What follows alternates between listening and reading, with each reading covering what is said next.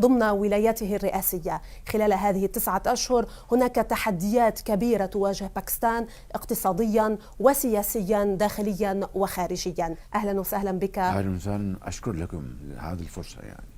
هناك علاقة استراتيجية مع المملكة العربية السعودية التي اخترت كأول وجهة لزيارتك الرسمية بعد تعيينك في مجلس الوزراء. كيف وفي أي إطار تضع العلاقة مع المملكة التي وقفت إلى جانب باكستان منذ زمن؟ Well, Saudi Arabia is most definitely a very friendly and a brotherly country. Like I said about UAE, with Saudi Arabia, Pakistan has brotherly relations, not only when Pakistan came to being, but from centuries, and from centuries with this UAE also, because before Pakistan came to being and carved out of India, Muslims, millions, were living there in the subcontinent. No. They had these brotherly relations. They would visit these places through sea and then camels, and go and visit Makkah Mukarramah and Medina Munawwara. So this relationship between our brotherly countries. So we are talking about strategic relationship. These are unique. هذه الزيارة اليوم إلى دولة الإمارات العربية المتحدة، بأي إطار تضع هذه الزيارة والعلاقات مع دولة الإمارات والمنطقة؟ I would say, without any fear of contradiction, that this has been one of the most successful trips we have undertaken to this great brotherly country of ours, UAE, which is my second home and second home for millions of Pakistanis. And I'm very grateful to the leadership of UAE, particularly my brother, His Highness Sheikh Mohammed bin Zayed, who is a very, very affectionate brother and a great supporter of Pakistan, and has من قلبهم يعني. He wants Pakistan to progress, the people of Pakistan to become happy and prosperous, and in that he has been extreme. Sheikh Zayed, Allah grant him place in Jannah, was a great friend of Pakistan. He was Pakistan was in his soul. لباكستان أهمية جيوسياسية وجيوستراتيجية مهمة بالنسبة لدول المنطقة، وأيضا لدول المنطقة أهمية اقتصادية سياسية وبعد ديني وعمق ثقافي لباكستان. يعني استنادا على هاتين الأهميتين، كيف يمكن أن تصف العلاقة مع دول المنطقة وكيف يمكن أن تتطور هذه العلاقات في الفترة المقبلة؟ I think Islamic world, and particularly Gulf, which is neighboring state to Pakistan, we have these relations which are based on mutual trust, based on mutual respect, our religion, one religion, our culture, and our historic connections. On that basis, I think Pakistan and leadership from Gulf countries have one resolve in mind, and that is to cooperate with each other in the realm of trade, investment, culture, promote Islam as a religion which projects peace, tranquility. Yes. Shuns all kind of and all shapes of terrorism and extremism. This and other points make a wonderful bouquet of agendas on which we have to work together, and we are. Yeah. And in that, I think we are also strategic partners. So do you count on the economical support of these countries to Pakistan today? Hugely, without any ray of doubt. يعني لابد بدون شك يعني Pakistan's economic woes and difficulties in the recent years wouldn't have decreased without the support and tangible and very valuable support from our brotherly countries in the Gulf. That goes without saying, be it Saudi Arabia, be it UAE and other countries. Believe me. And that does not mean that we should be always looking forward to these very reliable and trustworthy brothers for dole-outs and handouts. No. That is not my vision. Yeah. That is not how I see things. Yeah. My vision is that and my nation is motivated. Pakistani nation is a very resilient nation.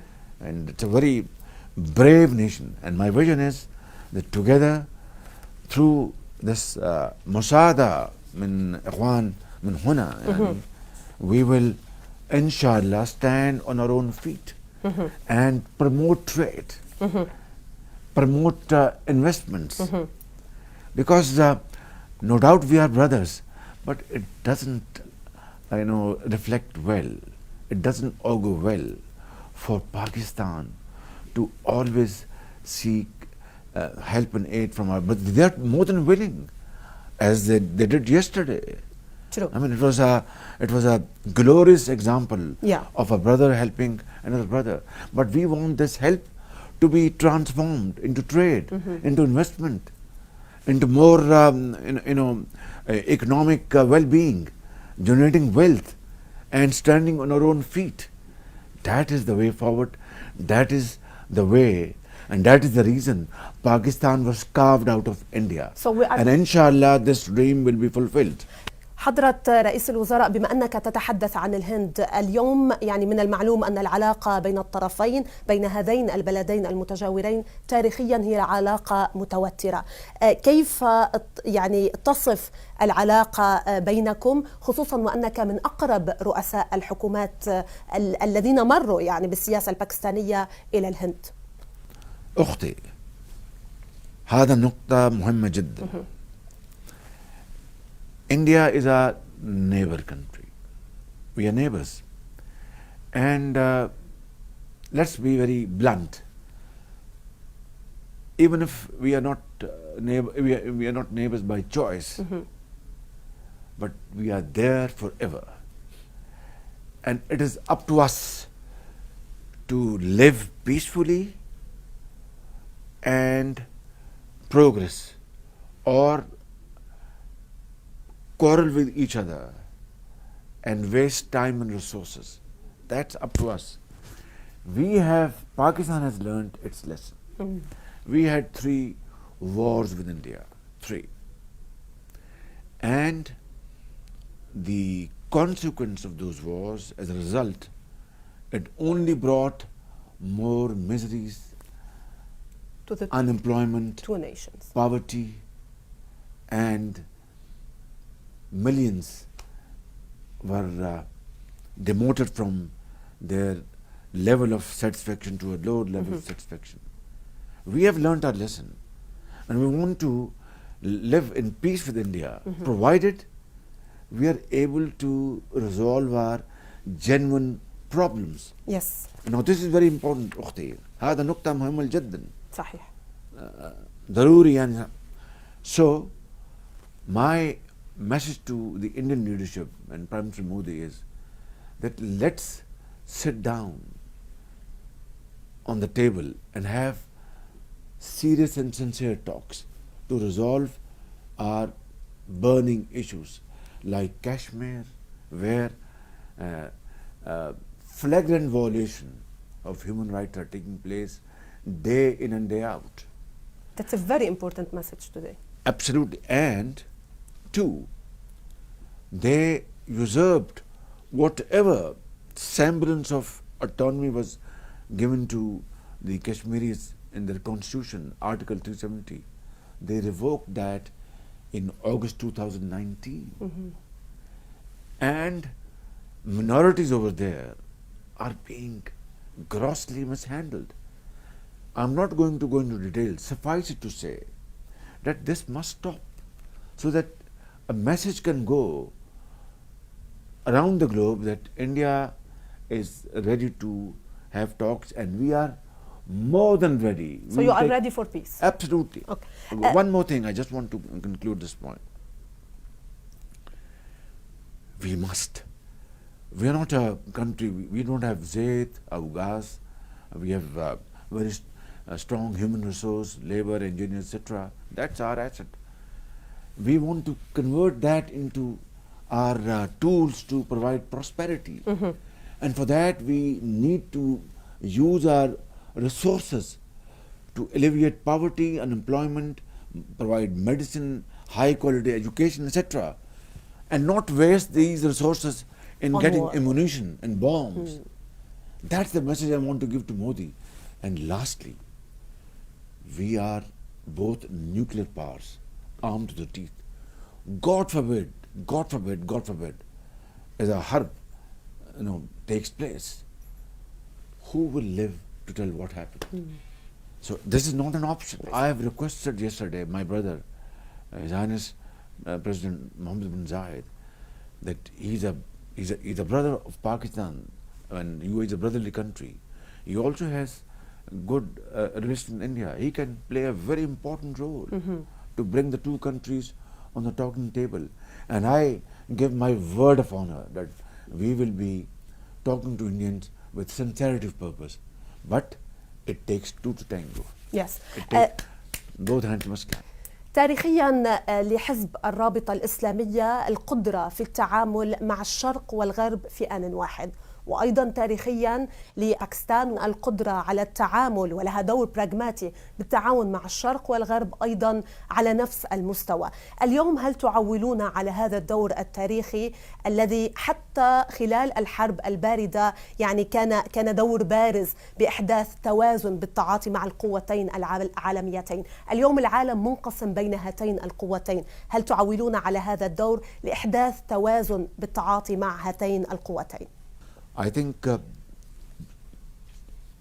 the survival of this world lies in coexistence. Tensions like what's happening in Eastern Europe has devastated the entire world. Look at commodity prices. They are skyrocketing. Look at and the country like Pakistan can hardly afford to import and buy expensive zayt, expensive fertilizer, wheat.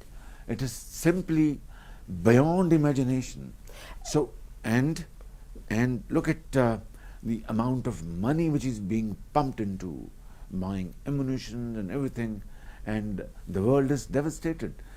Even today, had it not been for a warm winter in Europe, their gas supplies probably would have exhausted. وبالتالي بين الصين والولايات المتحدة أين باكستان اليوم؟ Between China and US, we are a bridge. You are a bridge. في ظل المؤشرات الاقتصادية المقلقة في الداخل الباكستاني، وفي ظل الضائقة المعيشية التي يعيشها المواطن الباكستاني، وبظل اتساع الفجوة المالية مع ارتفاع أسعار النفط عالميا بما أن باكستان مستورد أساسي للنفط، كيف وما هي رؤية شهباز شريف اليوم للحل الاقتصادي داخل باكستان؟ We have a difficult economic challenge, no question about it. But the contemporary history is replete with such examples that nations face challenges, difficulties, but then made a solemn commitment, accepted the challenge, stood up, worked hard, untiringly, sacrifices, and they overcame those problems. They are living examples. What happened 75 years ago when Germany was annihilated and razed to ground? Japan, what happened? They were totally defeated, and in 60 years' time, they came back on the horizon like the world's most going powers. So that is the example in front of us. We have challenges, we have difficulties.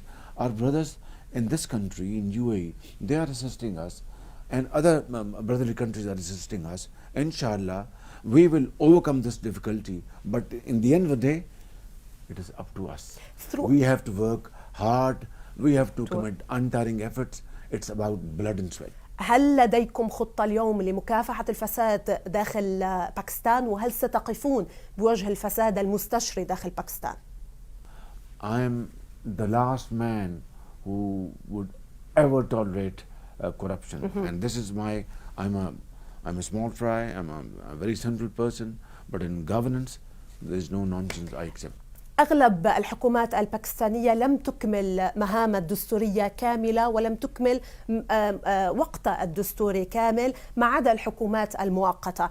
اليوم عبر هذه الرؤية المختلفة التي تعبر عنها، هل تتأمل أن تكمل حكومة شهباز شريف مهمتها الدستورية ومدتها الدستورية؟ إن شاء الله. عندنا يعني المدة الحكومة الباكستان الآن تحت الآن تقريبا 9 أشهر 9 7 يعني. طيب إن شاء الله إذا الله أراد نعمل يعني من قوة، وإن شاء الله باكستان من أجل باكستان قوية إن شاء الله مقبولة.